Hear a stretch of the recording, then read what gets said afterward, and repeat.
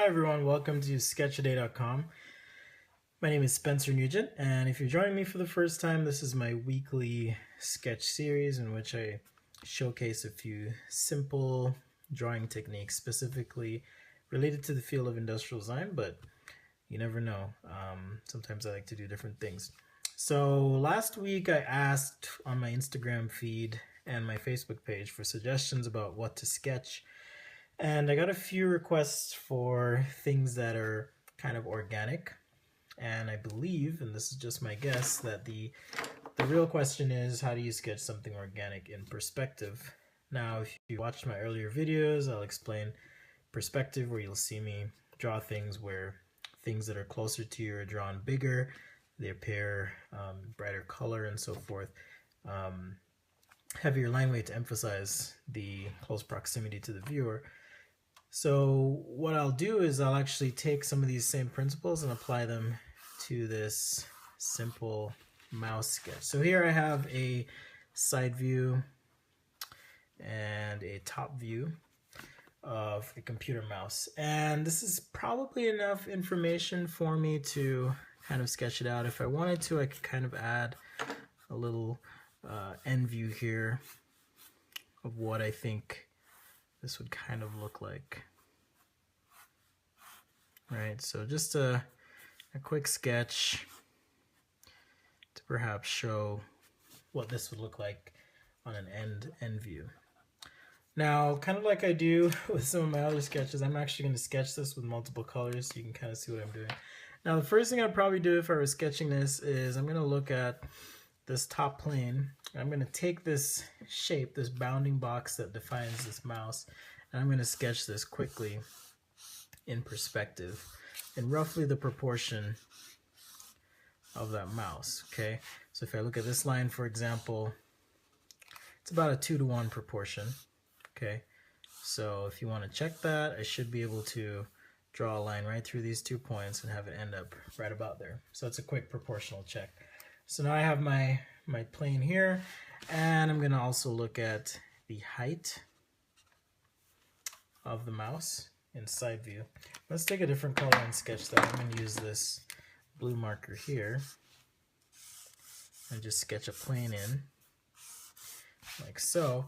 And let's take a look at the proportion of this, and I'm just going to use squares to evaluate, and I'm about 2.5 squares tall, so I'm just going to estimate here. I've got a square, so I should end up, I need to be a little taller here, for example, because I know if I shoot through this point, which is about halfway point, this isn't quite a half, so if I go a little bit taller, a little bit wider, now I have roughly a 2.5 times proportion. Okay, so now I have 2 planes that I can sketch on. Beautiful mess, right? Well, we're going to use this to then put our mouse sketch on. So I've got a cross section, which is represented by, or which I'm going to essentially take this, and I'm going to take these corners. In fact, in Photoshop, you can kind of do this. You can take this, cut it out and stretch it and place it right here. So I'm going to try and sketch this right on top, and let's use a purple marker. Hopefully you guys will be able to see this well enough. And I'm just going to kind of look at proportionally where some of these things on my sketch land and just start sketching, okay? So here I have the main curve, cross section, okay, and that's kind of sketched out like that. Now from the top view, I've got here, I've got a nice little line here where this curve kind of goes, and then I'm going to use an ellipse to define kind of the butt of this sketch. I'm just going to connect these lines.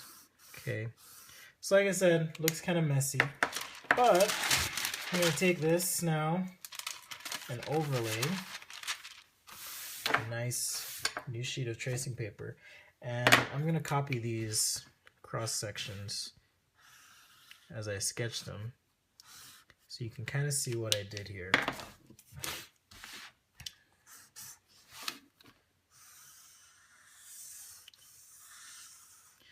So I've got 2 cross sections, and sorry for switching colors on you here, but hopefully this will help clean up this mess on the bottom.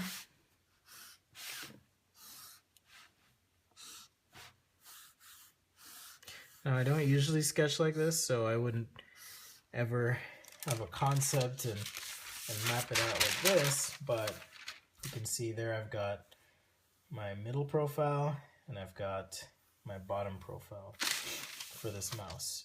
So now what I can do is, I'm going to jump back to my initial sketch here. I can essentially, and this is going to get really messy, but I can essentially take my 2 sketches, my top and my side, and I can slice through these here. So as I make these slices, it's almost like you're taking a knife and cutting through the form and imagining, right, what these points would look like in this cross section. So for example, if I take this first cross section here and take a look at it, which is essentially going to be cutting through my end view, right? Each line that cuts, I may end up with a shape like this, and I'll just shade it in so you can see it. Okay, so depending on where these lines go, like if this line actually meets up or whatever, I'm going to change my cross section as I sketch this out.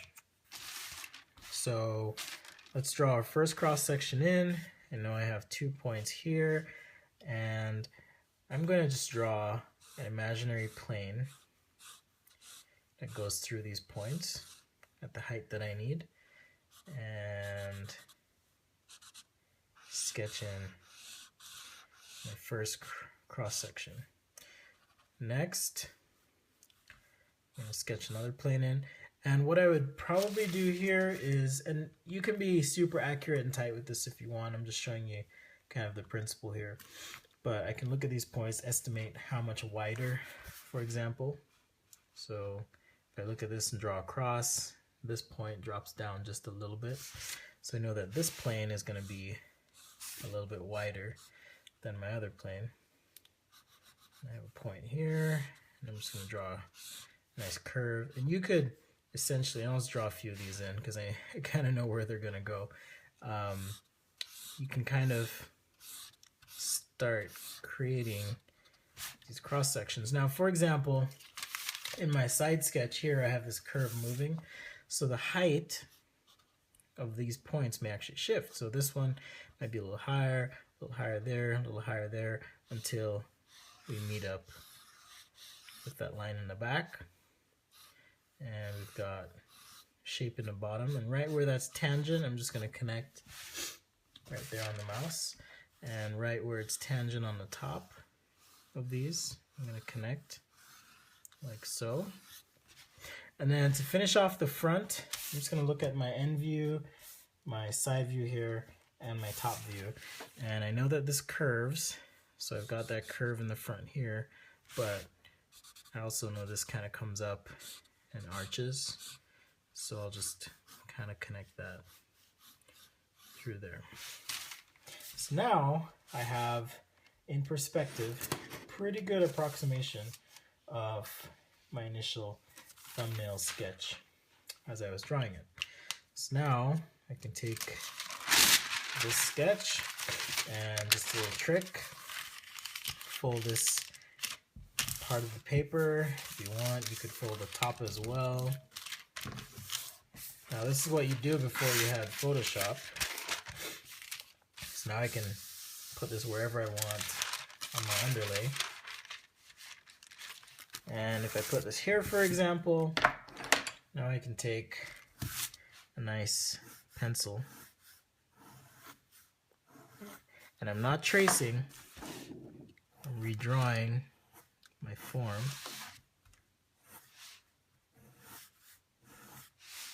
Okay, let's get my angle here, I'm gonna cut and curve, and I can, because I've figured out the perspective, now I can kind of have fun with the sketch, and this works particularly well if you have iterative concepts that you want to showcase as you're sketching.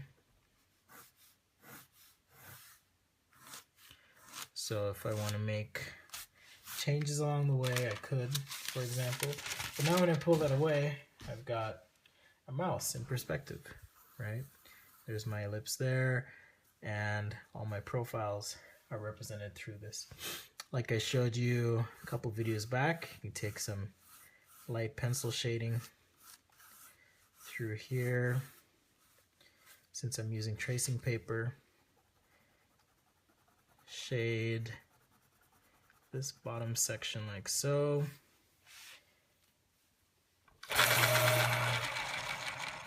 And if we want to, we can add just a couple design details. So maybe this is a gaming mouse or something. And I've got this cool triangle pattern. And I'm just going to sketch out a few of these, like so. And then kind of fade it just by kind of fading the pattern. And if you wanted to continue this pattern, you could continue it on the other side. But just a little trick I picked up. If you're sketching and you don't want to sketch out a whole pattern, it's a good way of indicating the pattern without sketching the whole thing out. Little drop shadow here.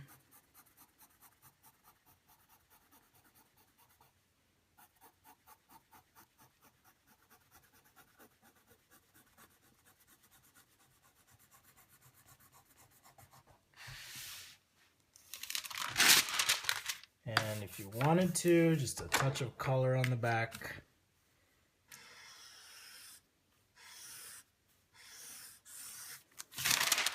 For example, just to help this pop.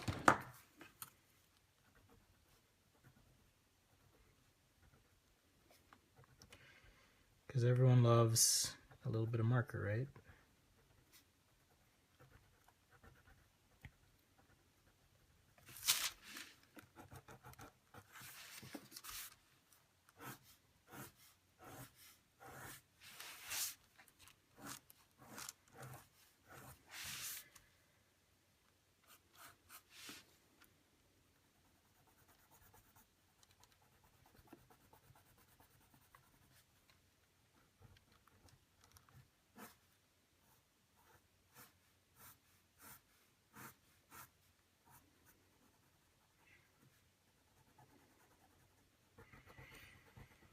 Okay, so that's it for my quick video this week, where we've gone from side views, looking at cross sections, representing those cross sections in perspective, overlaying and drawing cross sections to get a general volume in perspective, and then overlaying that sketch to get your final representation of your design.